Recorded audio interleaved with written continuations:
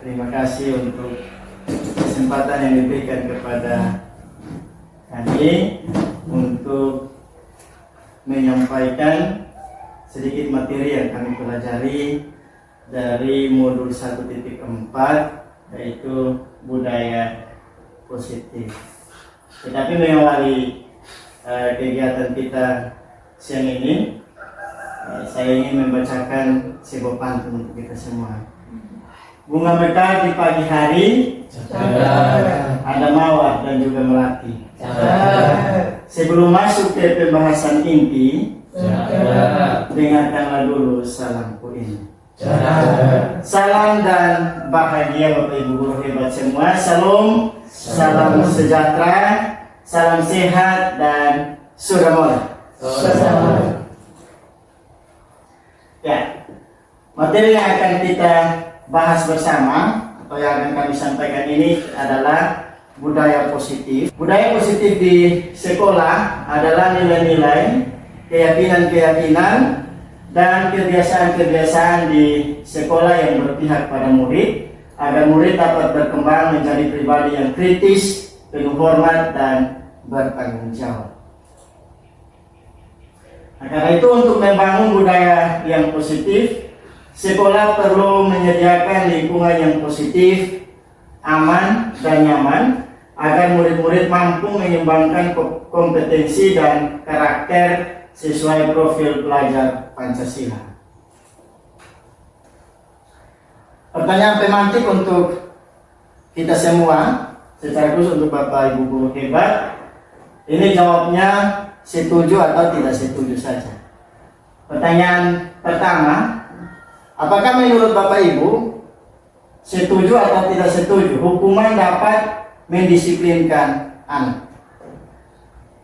Menurut Bapak Ibu? Tidak setuju. Tidak setuju. Hukuman dapat mendisiplinkan anak, berarti Bapak Ibu tidak setuju ya.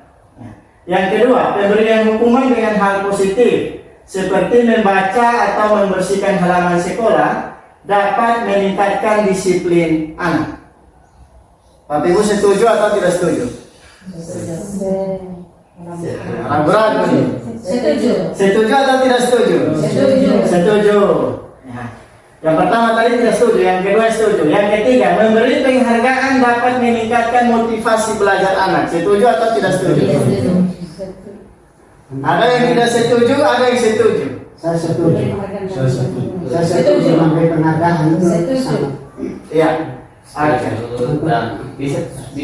Bisa ya dan bisa tidak. Bisa setuju dan bisa Dan tidak setuju. penghargaannya. Ya, tergantung penghargaannya. Kalau ibu guru yang lain, ada yang setuju, ada yang tidak setuju. Nah, ada perubahan paradigma antara stimulus respon dan juga teori kontrol. Siapa yang sesungguhnya yang memiliki teori kontrol? Nah, ini stimulus respon dan teori kontrol. Pada stimulus respon, kita mencoba mengubah orang agar berpandangan sama dengan kita. Sementara untuk teori kontrol atau teori pilihan itu, kita berusaha memahami pandangan orang lain tentang dunia. Jadi kita tidak bisa paksakan orang lain untuk sama dengan kita, mengikuti pemahaman atau pandangan kita. Yang kedua, pada stimulus respon, perilaku buruk dilihat sebagai suatu kesalahan. Tetapi pada teori kontrol, semua perilaku memiliki tujuan. Jadi perilaku apa saja itu pasti punya tujuan, baik itu perilaku yang positif maupun perilaku yang negatif. Yang ketiga, orang lain pada stimulus respon, orang lain bisa mengontrol saya. Tetapi pada teori kontrol, hanya saya sendiri atau hanya Anda sendiri yang bisa mengontrol diri Anda. Jadi orang lain tidak bisa, semuanya orang lain tidak bisa mengontrol kita. Pada stimulus respon, saya bisa mengontrol orang lain. Tetapi pada teori kontrol atau pilihan, Anda tidak bisa mengontrol orang lain. Yang berikut, pada stimulus respon pemaksaan ada pada saat bujukan gagal. Ketika rayuan, bujukan itu gagal, maka ada pemaksaan di sana. Tetapi pada teori kontrol atau pilihan, kolaborasi dan konsensus konsensus atau kesepakatan bersama menciptakan pilihan-pilihan baru. Kemudian pada stimulus respon, model berpikir menang kalah. Sementara pada teori kontrol, model berpikir menang-menang.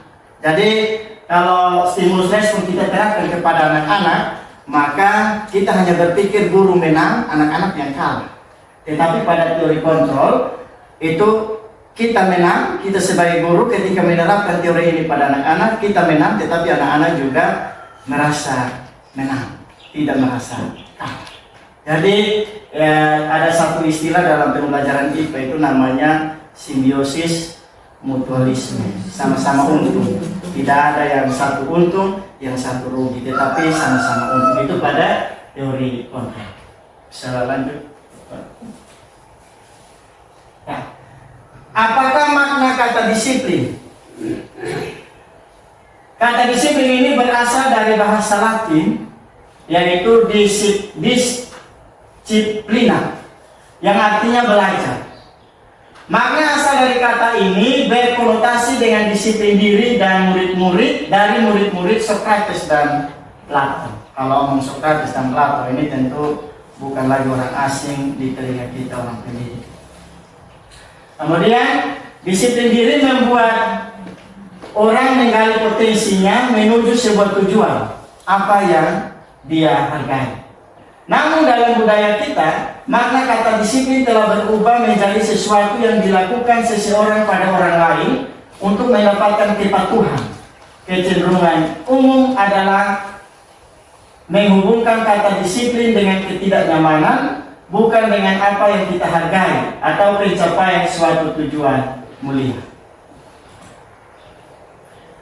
Yang berikut nilai-nilai kebajikan universal. Kalau tadi kita belajar tentang disiplin, sekarang ini nilai-nilai kebajikan universal. Nilai-nilai kebajikan universal adalah sifat-sifat positif manusia yang merupakan tujuan mulia yang ingin dicapai setiap individu. Nilai-nilai tersebut bersifat universal dan lintas bahasa, suku bangsa, agama maupun latar belakang. Setiap perilaku atau perbuatan memiliki suatu tujuan. Ini menurut Dr. William Glasser pada teori kontrol 1985. Beliau ini adalah salah satu ahli psikologi dari negara Amerika. Jadi beliau yang berpikir tentang teori kontrol ini. Yang kedua, dengan mengaitkan nilai-nilai kebajikan yang diyakini seseorang, maka motivasi intrinsiknya akan terbangun, sehingga menggerakkan motivasi dari dalam untuk dapat mencapai tujuan mulia yang diinginkan. Ini menurut salah seorang pakar pendidikan dari Kanada, namanya Diane Gosel, pada tahun 1998. Yang ketiga, nilai-nilai kebajikan yang ingin dicapai oleh setiap anak Indonesia kita kenal dengan profil pelajar Pancasila. Nilai kebajikan yang pertama itu beriman bertakwa kepada Tuhan Yang Maha Esa dan berakhlak mulia. Nilai kebajikan yang kedua mandiri, yang ketiga bernalar kritis, keempat kebinekaan global, kelima bergotong royong, dan yang keenam kreatif. Ada juga beberapa nilai kebajikan lain yang banyak sekali. Di situ ada nilai kebajikan kesabaran, kemudian tanggung jawab, kesetiaan, dan masih banyak lagi. Di antaranya dari IDO atau Primary Years Program itu ada 12 nilai kebajikan. Kemudian ada 9 pilar karakter, ada juga petunjuk seumur hidup dan keterampilan hidup, ada the 7 Essential Virtues. Kemudian yang terakhir The Virtues Project atau proyek nilai-nilai kebajikan. Nah, pembelajaran 2, teori motivasi hukuman dan penghargaan restitusi. Lanjut. Teori motivasi perilaku manusia. Ada dua motivasi sebenarnya yang ada dalam diri kita. Ya, yang ada ketika kita buat sesuatu itu ada motivasinya. Yang pertama motivasi eksternal dan yang kedua motivasi internal. Yang pertama motivasi eksternal. Motivasi eksternal itu bisa terlahir karena untuk menghindari ketidaknyamanan atau hukuman. Itu motivasi eksternal itu muncul karena untuk menghindari ketidaknyamanan atau hukuman. Apa yang akan terjadi apabila saya tidak melakukannya atau apabila saya tidak melakukan ini. Kemudian motivasi eksternal itu juga muncul untuk mendapatkan imbalan dari orang lain atau institusi. Apa yang saya dapatkan apabila saya melakukannya? Penghargaan yang tadi ya, itu penghargaan. Kemudian motivasi internal itu muncul ketika muncul karena adanya menghargai diri sendiri, untuk menghargai diri sendiri. Saya akan menjadi orang yang seperti apa apabila saya melakukan ini. Contoh di kelas itu seperti ini ya. Kita kasih murid tugas, kemudian kita memberikan nilai-nilai kebajikan. Ketika kamu mengerjakan ini tugas, maka sesungguhnya ada nilai, salah satu nilai kebajikan yang sudah kamu pelajari atau ada dalam dirimu adalah tanggung jawab. Maka siswa ini atau murid kita akan berpikir bahwa ketika dia mengerjakan tugas yang kita berikan, maka dia akan menjadi orang yang bertanggung jawab.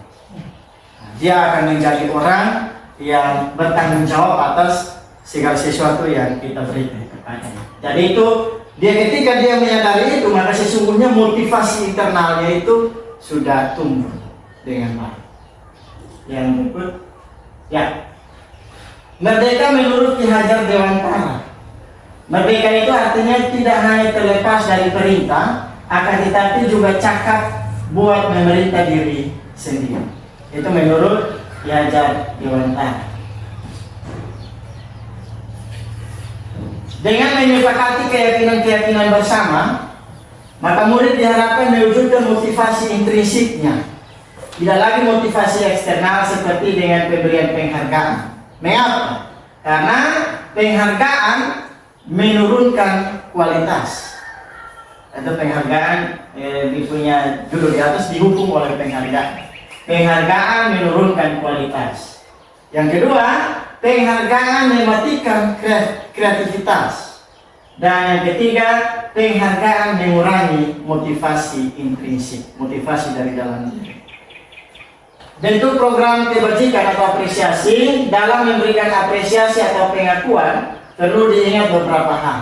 Ketika kita memberikan pengakuan atau apresiasi kepada murid kita perlu ingat beberapa hal. Yang pertama, kita perlu memberikan pengakuan secara khusus.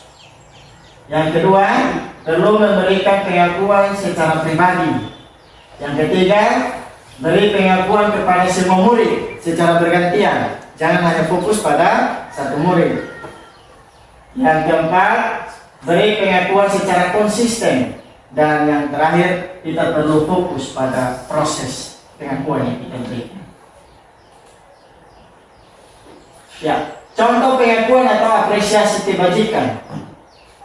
Kata pembuka yang kita bisa omong itu, kemarin saya perhatikan atau kemarin Pak Guru perhatikan, rasa empatimu besar sekali pada saat menolong temanmu, teman barumu di kelas kita. Ini salah satu kalimat pengakuan yang bisa kita berikan kepada murid kita.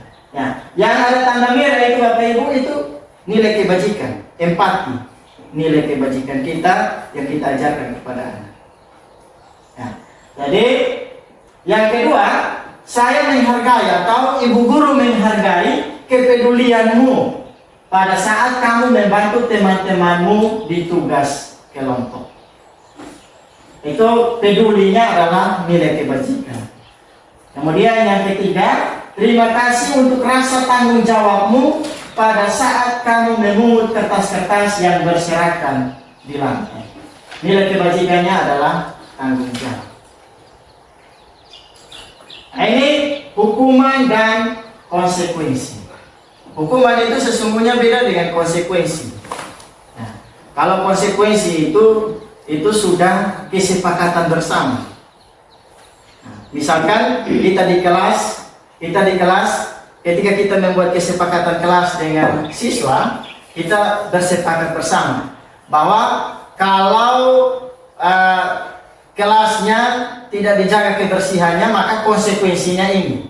Tapi kalau hukuman itu sesuatu yang secara tiba-tiba kita berikan kepada anak, kita sanksikan kepada anak tanpa adanya kesepakatan bersama. Hukuman sesuatu yang menyakitkan harus terjadi, sementara konsekuensi sesuatu harus terjadi. Hukuman membuat anak sakit secara fisik maupun hati untuk jangka waktu lama. Tetapi untuk konsekuensi membuat anak merasa tidak nyaman dalam jangka waktu pendek. Kemudian hukuman, anak membenci kedisiplinan. Tapi kalau konsekuensi, anak menghargai disiplin. Hukuman itu sifatnya paksaan. Tapi kalau konsekuensi, stimulus, tanggapan, respon. Kemudian hukuman itu mendorong anak menyakiti diri sendiri. Biasanya kita kasih anak tuki kepala di meja, push up, sit up, dan lain sebagainya, menyakiti diri sendiri. Tapi untuk konsekuensi mendorong anak agar mudah menyesuaikan diri. Kemudian hukuman, konsep diri yang buruk, sementara konsekuensi konsep diri yang baik. Pada hukuman anak belajar untuk menyembunyikan kesalahan, tetapi pada konsekuensi anak belajar untuk mematuhi peraturan. Kemudian pada hukuman itu ada rasa marah, rasa bersalah, dipermalukan, merasa tak dihargai. Tetapi konsekuensi anak kehilangan hak, dibuat tidak nyaman, diasingkan untuk sementara waktu. Ya, jadi bukan jangka panjang, hanya sementara waktu saja.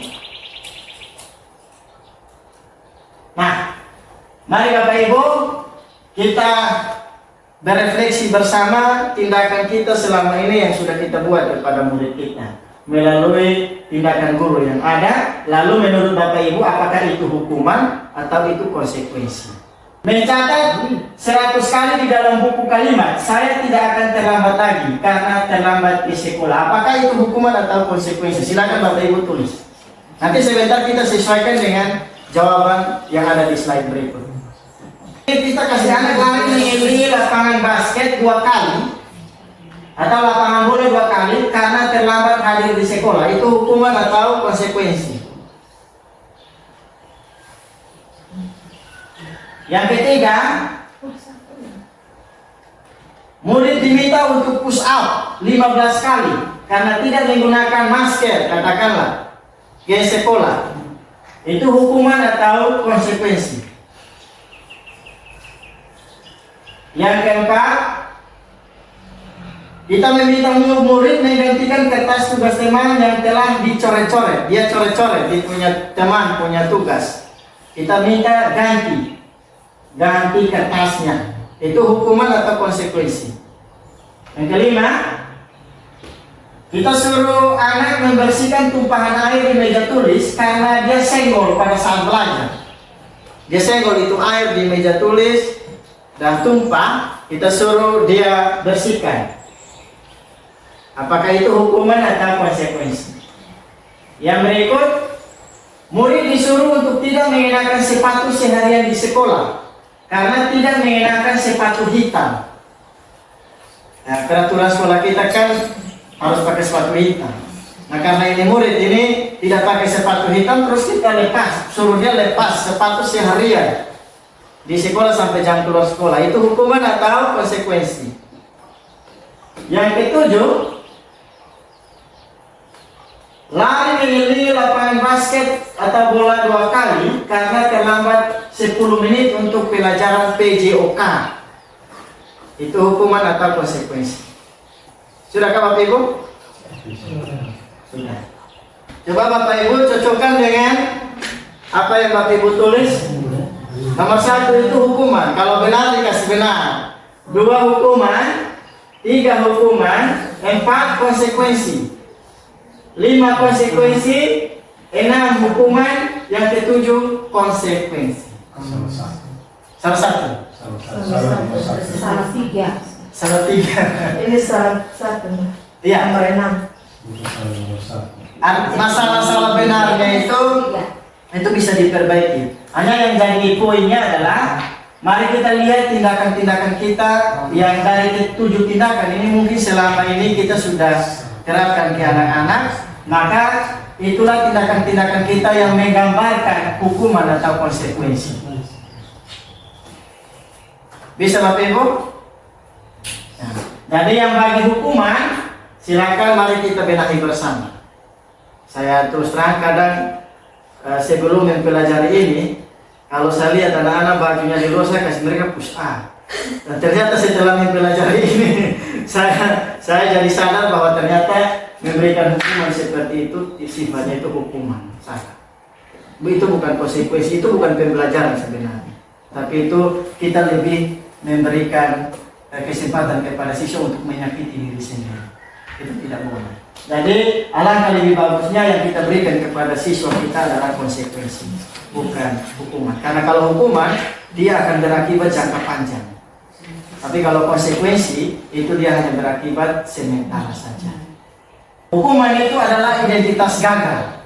Sementara konsekuensi dan restitusi itu masuknya dalam kategori disiplin dan itu termasuk identitas sukses. Bisa mengerti ya Bapak Ibu? Supaya saya jangan baca lagi ini banyak-banyak ini. Dia punya poin itu adalah hukuman adalah identitas yang gagal. Sementara identitas yang sukses itu adalah konsekuensi dan restitusi. Hukuman negatif, konsekuensi netral, restitusi lebih baik lagi, positif. Jadi kalau kita pada konsekuensi, sesungguhnya kita ada di tengah-tengah, kita netral. Tetapi itu bukan berarti kita gagal, itu kita juga sukses. Apalagi kalau kita berada pada posisi restitusi, itu lebih bagus lah. Lanjut Bapak. Ya, pembelajaran 3, keyakinan kelas. Mengapa tidak peraturan saja? Mengapa harus keyakinan kelas? Ya. Mari kita renungkan bersama 3 pertanyaan yang ada di slide ini. Mengapa kita memiliki peraturan harus menggunakan helm bila mengendarai kendaraan roda 2? Itu yang pertama, pertanyaan refleksi yang pertama. Yang kedua, mengapa kita memiliki peraturan 3M? Menggunakan masker, mencuci tangan, dan menjaga jarak 1,5 meter saat COVID. Yang ketiga, mengapa kita memiliki peraturan harus datang tepat waktu pada saat mengikuti pelatihan atau harus datang tepat waktu datang ke sekolah. Nah, untuk mendukung adanya motivasi intrinsik, maka marilah kita kembali berefleksi tentang nilai-nilai kebajikan atau keyakinan yang lebih menggerakkan seseorang dibandingkan mengikuti serangkaian peraturan. Memang untuk pertanyaan pertama ini, mengapa kita memiliki peraturan harus menggunakan helm bila mengendarai kendaraan roda 2? Banyak kali terjadi di kehidupan kita Bapak Ibu, bahwa orang lebih takut kena tilang karena tidak pakai helm dibanding dia memikirkan dia punya keselamatan. Padahal harusnya keselamatan itu yang paling utama dibanding dengan kena tilang. Maka ini mari kita rubah bersama. Jangan sampai hal negatif yang kita pikirkan, bukan hal positif, hal yang untuk diri kita sendiri. Keselamatan itu salah satu nilai kebajikan. Terus yang kedua, kenapa harus pakai masker, cuci tangan, jaga jarak? Karena kita takut COVID. Menyangkut dengan kesehatan. Kesehatan itu juga salah satu nilai kebajikan. Kemudian kenapa harus datang tepat waktu ke sekolah? Tanggung jawab di sana. Ada nilai kebajikan yang ada di sana, yaitu tanggung jawab. Sebagai guru, sebagai peserta didik, kita harus datang ke tepat waktu ke sekolah karena itu adalah tanggung jawab kita. Lanjut. Ya, yang mana yang merupakan keyakinan kelas? Mengapa? Ada di situ kesepakatan kelas. Kami guru dan murid yang saling menyayangi. Kami murid yang semangat belajar. Kami murid yang peduli dengan teman-teman. Bapak Ibu yang ada tanda kuning, nah yang kuning yang sebelah sini yang kesepakatan kelas, saling menyayangi, itu adalah keyakinan kelas. Keyakinan itu sifatnya umum, dan keyakinan kelas itu adalah nilai-nilai kebajikan. Sementara untuk kesepakatan kelas itu sifatnya lebih rinci. Kesepakatan kelas itu harus memuat kalimat-kalimat yang positif, bukan kalimat-kalimat yang negatif. Contoh, kalimat positifnya seperti A, kami guru dan murid saling menyayangi. Saya minta kita bekerja sama lagi, berpartisipasi lagi. Peraturannya selalu kembalikan buku ke tempatnya. Menurut Bapak Ibu, keyakinan kelas atau nilai kebajikannya itu apa? Nilai kebajikan yang kita utamakan sekarang ini adalah yang pertama itu profil pelajar Pancasila. Nah, beriman, bertakwa sampai dengan kreatif. Kemudian ada lagi di bagian bawah yang tadi saya sebut IBO itu. IBO itu dia berkaitan dengan sikap murid. Nilai kebajikannya itu ada 2, 4, 6, 12. Ada toleransi, rasa hormat, integritas, mandiri, menghargai, antusias, empati, pengetahuan, kreativitas, kerjasama, percaya diri, komitmen. Kemudian 9 pilar karakter juga, cinta Tuhan dan segenap ciptaannya. Kalau 9 pilar ini dia punya nilai kebajikannya lebih dari 2 kata. Lebih dari 2 kata. Kemudian petunjuk, ya, ada petunjuk seumur hidup juga sama, ada yang lebih dari 2 kata. Kemudian yang paling ini, terakhir ini, ada 5 the 7 essential virtue itu: empati, suara hati, kontrol diri, rasa hormat, kebaikan, toleransi, keadilan, dan yang ke-6 yang paling banyak. Nah, dari banyaknya nilai kebajikan itu yang Bapak Ibu sudah baca tadi itu, menurut Bapak Ibu, peraturan yang mengatakan selalu kembalikan buku ke tempatnya, itu keyakinan yang mana? Dari keyakinan yang banyak-banyak, keyakinan apa? Nilai kebajikan yang banyak-banyak tadi, menurut Bapak Ibu, dia memenuhi nilai kebajikan yang mana? Keyakinan ini sama dengan nilai kebajikan. Selalu kembalikan buku ke tempatnya itu termasuk tanggung jawab. Termasuk tanggung jawab. Ya, terima kasih Ibu Ani, karena Bapak Ibu tidak tulis lagi, maka ini bisa langsung dijawab. Ibu Ani sudah menjawab yang pertama, tanggung jawab. Kalau yang ke berikut, dilarang mengganggu orang lain, itu keyakinannya atau nilai kebajikannya? Memenuhi nilai kebajikan? Bapak bisa? Saling menghargai. Saling menghargai. Kemudian hadir di sekolah 15 menit sebelum pembelajaran dimulai, memenuhi nilai kebajikan? Disiplin. Oke, terima kasih Bapak. Yang berikut, dilarang melakukan kekerasan. Nilai kebajikannya? Saling menyayangi. Saling Menyayangi. menyayangi. Tadi saling menyayangi ada tidak ya di di nilai kebajikannya? Dilarang menggunakan narkoba. Itu nilai kebajikannya apa? Supaya sama. Oh, supaya jangan mati. Keselamatan, kesehatan, bisa masuk kan? Keselamatan, kesehatan. Gunakan masker, dia memenuhi nilai kebajikan. Kesehatan, keselamatan. Jangan berlari di kelas atau koridor. Nilai kebajikannya? Keselamatan. Kita lanjut ke slide berikut supaya kita bisa tahu bersama. Nah, ini Bapak Ibu. Yang pertama itu tanggung jawab disebutkan tadi oleh Ibu Ani. Yang kedua menghormati atau menghargai orang lain, ya, disebutkan oleh Bapak A. Yang hadir di sekolah 15 menit sebelum pembelajaran dimulai, menghormati orang lain. Kemudian kita juga berkomitmen. Disiplin juga bisa masuk. Tapi di sini ya, yang tercatat hanya 2. Sebenarnya banyak yang bisa masuk juga. Yang tercatat hanya 2. Yang berikut, dilarang melakukan kekerasan, keselamatan, menghormati orang lain. Dilarang menggunakan narkoba, kesehatan, bergantian atau menunggu giliran, menghormati orang lain, bersabar. Nilai kebajikannya bersabar. Gunakan masker, kesehatan, keselamatan. Jangan berlari di kelas atau koridor. Keselamatan, keamanan, bisa juga apa? Ketertiban. Bisa juga banyak sekali bisa masuk. Karena itu Kalau kita buat keyakinan kelas, kita tempelkan di situ, maka keyakinan kelasnya itu berupa nilai-nilai kebajikan.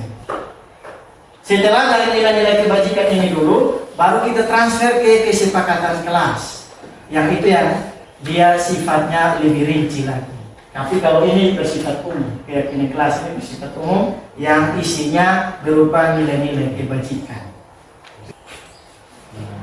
Ya, itu saja penyampaian dari saya. Selanjutnya untuk materi 4, 5, dan 6 ini disampaikan oleh Ibu Ani. Terima kasih, silakan Ibu Ani. Baik, kita lanjut materi yang berikut, pembelajaran 4, kebutuhan dasar manusia dan dunia berkualitas. Kita lihat kebutuhan dasar manusia. Jadi ada kebutuhan dasar manusia. Pada gambar itu kita bisa lihat yang paling tengah itu adalah bertahan hidup, yang bentuk jantung itu adalah kasih sayang dan rasa diterima, yang bentuk balon itu kesenangan, gambar kupu-kupu itu adalah kebebasan, dan yang gambar bintang itu adalah penguasaan. Seluruh tindakan manusia memiliki tujuan tertentu. Nah, semua yang kita lakukan itu adalah usaha terbaik kita untuk mendapatkan apa yang kita inginkan. Ketika kita mendapatkan apa yang kita inginkan, sebetulnya saat itu kita sedang memenuhi satu atau lebih dari satu kebutuhan dasar kita. Kita lihat 5 posisi kontrol. Di sini ada identitas gagal, kontrol di luar dari itu, kontrol dari luar. Identitas berhasil itu kontrol dari, dikatakan berhasil atau sukses itu kontrol dari luar, dan identitas berhasil atau sukses kontrol diri. Siapa yang mengatakan ini dalam 5 posisi kontrol ini, dia disebut apa? Pembuat rasa bersalah, atau penghukum, teman, pemantau, atau manajer. Kata saya kecewa sekali dengan kamu itu adalah dia masuk dalam posisi kontrol sebagai pembuat rasa bersalah. Kamu tidak pernah benar melakukannya. Itu posisi kontrolnya adalah sebagai penghukum. Ayolah lakukan demi ibu bapak. Itu posisi kontrolnya adalah sebagai teman. Apakah kamu mau mendapatkan stiker bintang hari ini? Dia termasuk di dalam posisi kontrol pemantau. Bagaimana kamu bisa menyelesaikan masalah ini? Dia termasuk dalam posisi kontrol manajer. Kamu selalu yang paling terakhir, termasuk di dalam posisi kontrol penghukum. Kita akan melihat kasus-kasus yang ada di sini, dan kita sama-sama akan melihat kebutuhan yang diperlukan oleh Fajar ini, dan kita lihat posisi kontrol apa yang diambil oleh Ibu Dani dalam pendekatan kepada Fajar ini. Ibu Dani sedang menjelaskan pelajaran bahasa Inggris di papan tulis. Namun beliau memperhatikan bahwa Fajar ini malah tidur-tiduran dan tampak acuh tak acuh pada pelajarannya. Fajar, coba jawab pertanyaan nomor 3. Maju ke depan dan kerjakan di papan tulis. Fajar pun tampak malas-malasan maju ke depan, dan sesampai di depan papan tulis pun Fajar hanya diam terpaku sambil memegang buku bahasa Inggrisnya dan memainkan spidol di tangannya. Ayo Fajar, makanya jangan tidur-tiduran. Lain kali perhatikan. Sudah, sana duduk kembali. Kira-kira siapa yang bisa? Fajar pun kembali duduk di bangkunya. Hal seperti ini sudah sering terjadi pada Fajar. Sepertinya tidak memperhatikan acuh tak acuh dan nilai-nilainya pun tidak terlalu bagus untuk pelajaran bahasa Inggris. Pada saat ditegur oleh Ibu Dani, Fajar hanya menjawab, "Nggak tahu, Bu." Ibu Dani pun menjawab, "Gimana sih Fajar? Kamu kasihan sama ibu ya? Ibu sudah capek-capek mengajarkan kamu. Gak kasihan sama ibu?" Dan Fajar pun diam membisu. Bapak Ibu guru, kita lihat pada posisi kasus 3 tadi ini, posisi kontrol apa yang diambil oleh Ibu Dani dalam pendekatan kepada Fajar. Di situ kita lihat bahwa posisi kontrol yang diambil Ibu Dani yang pertama itu, dia menjadi pembuat rasa bersalah pada kalimat yang tadi dikatakannya adalah, "Gimana sih Fajar, kamu gak kasihan sama ibu ya? Ibu sudah capek-capek mengajarkan kamu, gak kasihan sama ibu." Ya, itu di situ Ibu Fajar menjadi pembuat rasa bersalah. Yang kedua, di situ posisi kontrol Ibu Dani sebagai penghukum, ya, posisi penghukum. Itu pada kalimat Ibu Dani menunjuk Fajar untuk mengerjakan soal di papan tulis. Pada kasus yang ketiga tadi, kebutuhan yang diperlukan oleh Fajar itu adalah, kebutuhan yang dibutuhkan Fajar adalah yang pertama itu kebutuhan kesenangan, ya. Fajar membutuhkan kesenangan, dan Fajar tidur-tiduran dan acuh tak acuh pada pelajaran. Hal ini menandakan bahwa Fajar tidak senang dengan pelajaran, sehingga dia itu butuh yang namanya kesenangan. Yang kedua, Fajar itu butuh kebebasan. Dalam kalimat tadi, Fajar merasa bosan sehingga acuh tak acuh dan tidur-tiduran pada saat pembelajaran bahasa Inggris. Pembelajaran yang keenam adalah segitiga restitusi. Apa itu restitusi? Ya, restitusi itu adalah proses menciptakan kondisi bagi murid untuk memperbaiki kesalahan mereka, sehingga mereka bisa kembali pada kelompok mereka dengan karakter yang lebih kuat. Restitusi juga merupakan proses kolaboratif yang mengajarkan murid untuk mencari solusi dari masalah mereka dan membantu murid berpikir tentang mereka ingin menjadi orang seperti apa, tujuan mulia apa yang mereka ingin capai, dan bagaimana mereka harus memperlakukan orang lain. Ini sesuai teori dari Gosen pada tahun 2004. Nah, segitiga restitusi. Ciri-ciri restitusi itu, yang pertama, restitusi bukan untuk menebus kesalahan, namun untuk belajar dari kesalahan. Restitusi juga untuk memperbaiki hubungan.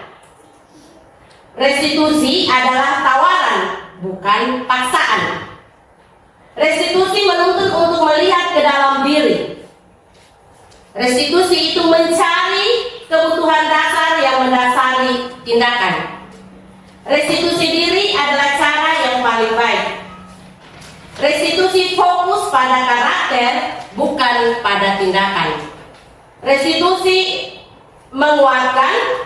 Restitusi itu fokus pada solusi. Restitusi itu mengembalikan murid yang berbuat salah kepada kelompoknya. Langkah-langkah restitusi. Ada 3 langkah restitusi. Yang pertama, langkah dan juga teori kontrolnya. Langkah yang pertama itu adalah menstabilkan identitas. Nah, teori kontrolnya, kita semua akan melakukan hal yang bisa kita, hal terbaik yang bisa kita lakukan. Yang kedua, memvalidasi tindakan yang salah. Jadi, validasi tindakan yang salah ini, teori kontrolnya, semua perilaku memiliki alasan. Langkah yang ketiga, menanyakan keyakinan.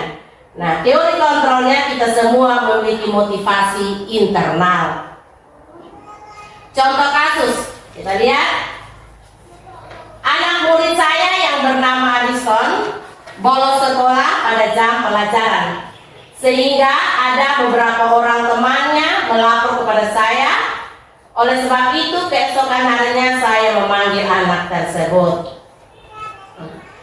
Langkah restitusi yang kita lakukan sebagai guru, yang pertama menstabilkan identitas. Nah, langkah menstabilkan identitas yang pertama itu, dia buat pertanyaan, Ariston tahu alasan kenapa Bapak panggil Ariston ke sini. Yang kedua, akhir-akhir ini Bapak lihat Ariston sering bolos, tetapi di sini Bapak tidak mau fokus pada kesalahan yang Ariston lakukan. Bapak hanya ingin tahu alasannya saja. Yang ketiga, setiap orang pernah melakukan kesalahan, dan Ariston bukan satu-satunya orang yang pernah melakukan kesalahan ini. Kita bisa menyelesaikan ini sama-sama. Jadi ini adalah langkah yang pertama, menstabilkan identitas. Yang kedua itu memvalidasi tindakan yang salah. Kita bisa mengatakan seperti ini kepada Ariston. Yang pertama, Ariston pasti punya alasan kenapa Ariston akhir-akhir ini sering bolos. Kalau Bapak boleh tahu apa yang menjadi alasannya. Yang kedua, kita bisa mengatakan bolos itu dapat merugikan kamu, nak. Kamu ketinggalan pelajaran, kamu juga ketinggalan momen bersama teman-teman, kamu dan guru di kelas. Dan waktu tidak bisa diulang kembali. Kamu tidak bisa lagi kembali ke momen kemarin. Apakah menurut kamu itu rugi? Nah, ini adalah langkah-langkah validasi tindakan yang salah. Kita bisa menanyakan ini kepada anak kita yang seperti contoh kasus yang ada, seperti contoh kasus Ariston ini. Yang ketiga, menanyakan keyakinan. Nah, menanyakan keyakinan, langkah-langkah yang kita buat atau pertanyaan-pertanyaan yang kita buat adalah, apakah kamu ingin berubah? Atau kita juga bisa bertanya, baik Pak Guru akan bantu, dan kamu juga harus rajin belajar ya. Atau kita juga bisa mengatakan, kalau begitu berikut lebih aktif lagi masuk kelas ya. Dan juga mungkin kita bisa bilang, Pak Guru hargai usaha kamu, sekarang silakan kembali masuk ke kelas. Nah, ini adalah 3 langkah restitusi. Nah, intervensi 30 detik. Intervensi ini bisa membantu murid kembali ke tujuan semula dengan cukup singkat. Pertanyaan-pertanyaan yang diajukan biasanya dikemukakan oleh seorang pemantau atau yang namanya manajer. Nah, pertanyaannya, apakah kamu ingin berbuat lebih baik? Apakah saat ini kamu sedang menjadi orang yang sedang kamu inginkan? Apakah kamu bisa mengubah kegiatan atau perilaku kamu saat ini menjadi sikap yang lebih membantu? Apakah wajar membuat kesalahan? Bisakah kita memperbaikinya? Apa yang kamu lakukan saat ini sesuai? Kapan kamu siap untuk mulai? Peraturannya apa?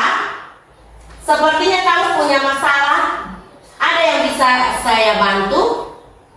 Saat ini kamu seharusnya berbuat apa? Apa yang bisa saya bantu agar kamu bisa melakukannya? Apakah saya bisa bantu kamu agar dapat segera mulai? Apakah tugas kamu saat ini? Bagaimana kamu ingin diperlakukan pada kegiatan ini? Bisakah kamu melakukannya? Apa yang kamu inginkan? Peraturannya apa? Ini adalah bentuk-bentuk pertanyaan intervensi 30 menit kepada siswa ini. Baik, terima kasih. Mungkin materinya sampai di sini saja. Saya akan menyampaikan pantun. Anak kecil duduk di papan, memakai dasi dan juga celana. Puluhan menit berdiri di depan. Semoga presentasi kami memberi makna. Terima kasih. Tergerak, bergerak, menggerakkan. Salam dan bahagia.